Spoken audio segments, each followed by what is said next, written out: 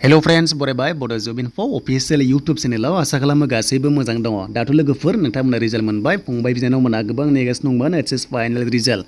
स' माबादि रिजाल्ट ओंखारखो जों बिनि सायावसो डिसकास खालामगोन जे देग्लायनि रिजाल्टआ मोजां एबा गाज्रि। स' बिनि सायाव नोंथांमोना भिडिअ नाय गासैबो डेटाबेस फैबाय जे बेसेबां स्टुडेन्टसा एग्जाम होदोंमोन आरो बेसेबां पास खालामखो।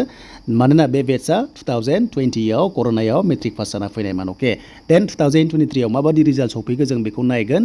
तो आसा खालाम नोंथांमोना जायफ्रा चेनेलाव गोदान साबस्क्राइब खालामगोन एन्ड बेनिफ्राय लेटेस्ट आपडेट फैयोबा नोंथांमोना जाहाथे आपडेट मोननो हागोन आंनि बड' जब इनफो इउटुब चेनेलाव। दा लोगोफोर जायफ्रा पास जाबाय बयनिसिमबो कंग्रेचुलेसन्स थाबाय आरो बेनिफ्राय बेसेबां पार्सेन्ट मोनखो कमेन्ट्स खालाम आरो जायनि नखराव एग्जाम होदोंमोन बेसेबां पार्सेन्ट मोनखो नोंथांमोनाबो कमेन्ट्स खालामनो हागोन बे एचएस फाइनाल रिजाल्टआव।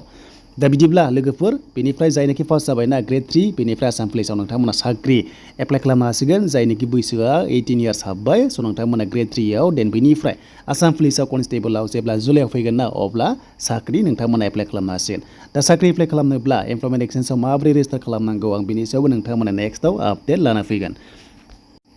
स' दायो जोङो देग्लायनि रिजाल्टखौ नायगोन। डेटाबेस फैबाय फाइनाल रिजाल्ट बेनो जाबाय 2023 नि एचएस फाइनाल रिजाल्ट। स' बिदिब्ला बेसेबां स्टुडेन्टसा एग्जाम होदोंमोननो बेनो जाबाय 3,29,901 एग्जाम होदोंमोन आसाम स्टेटआव एचएस फाइनाल। अके एन्ड बेनिफ्राय पास खालामनो हाबाय 2,40,431 जन बेयाव पास खालामबाय 3 लाखनिफ्राय। अब्ला स' बेखौ जों माइनास खालामना मोनगोन 89,000 स्टुडेन्टसा गाज्रि खालामदों रिजाल्टखौहाय एबा फेल जादों। अके एन्ड नोंथांमोना रिपिट मोनदों, जायनि रिपिट मोनदों नोंथांमोननि रिजाल्टआ गाज्रि मानोना एग्जाम होफिननांगौ 89,000 इजि नङा। अके स' नोंथांमोना बेनिफ्राय गाव गावनि अपिनियनखौ हरदो जे 89,000 गाज्रि खालामदों रिजाल्टखौहाय। स' अब्ला माबादि रिजाल्ट ओंखारखो स' नोंथांमोना नोंथांमोना बुजिना लादो एचएस फाइनाल रिजाल्टआव।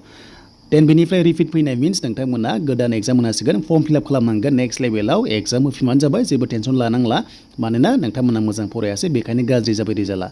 देन बेनिफ्राय स्ट्रिम वाइसआव जों नायोब्ला स' नोंथांमोना मोनदों आर्ट्सआवहाय थ' मोनदों जोंहा 2,61,231 एग्जाम होदोंमोन, पास खालामदों 1,83,180 स्टुडेन्टसा पास खालामबाय एन्ड बेनिफ्राय स' पार्सेन्ट नायबाय नै 70% ओंखारदों एन्ड 30% फेल खालामबाय आर्ट्सआवहाय।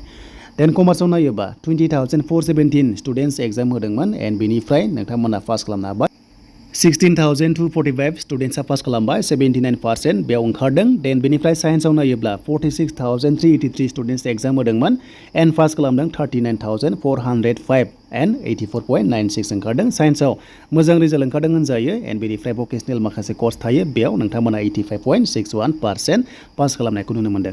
एन्ड आर्ट्सखौ नायोब्ला आर्ट्सआव गोबां फेल जादों। देन बेनिफ्राय जायफ्रानोखि फेल जाबाय नोंथांमोना नेक्स्ट लेभेलाव जाहाथे मोजाङै फरायसिनो आरो बेनिफ्राय पास खालामो। अके बे जाबाय रिजाल्ट 70% बेयाव ओंखारदों आर्ट्सनिफ्राय। स' बेनिफ्राय जोङो डिभिजन वाइसआव नायोब्ला आर्ट्सआवहाय बेबायदि ओंखारदों 28,651 फार्स्ट डिभिजन थांदों एन्ड कमार्सआव थांदों 5,254 एन्ड साइन्सआव थांदों 18,868 एन्ड बेनिफ्राय भकेसनेलाव थांदों 322।